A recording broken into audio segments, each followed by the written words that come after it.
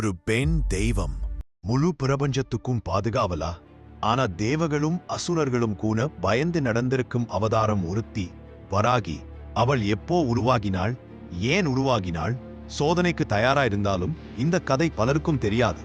புராணங்களின் படி ஒரு நாள் மகாசக்தியின் கோபத்தை கூட வீரர்கள், தேவர்கள், சிவன் கூட பார்க்க முடியாத நிலை வந்தது.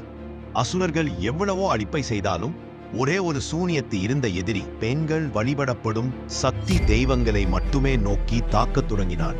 அந்த துஷ்டன் ரத்த பீஜன் போன்றான். ஒவ்வொரு சொட்டு ரத்தமும் மண்ணில் விழுந்தால் புதிய அசுரன் பிறந்தான். அவனை நிறுத்த யாராலும் முடியாத சூழல். அப்படியா, அந்த நேரத்தில் தான் கொடியும் கருணையாகி பிறந்த சக்தி.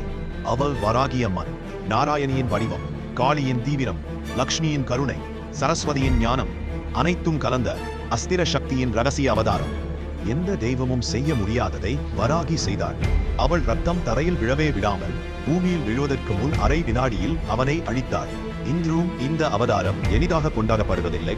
ஏனென்றால் வராகி பூமிக்கு வருவது ஒரு மகிழ்ச்சி நாளுக்காக அல்ல. தீமை என்பது அளவுக்கு மேல் ஏறும்போது மீண்டும் அவள் வருவாள் என்று நம்பப்படுகிறது. வராகியின் அவதாரம் ஒரு கதை மட்டுமல்ல.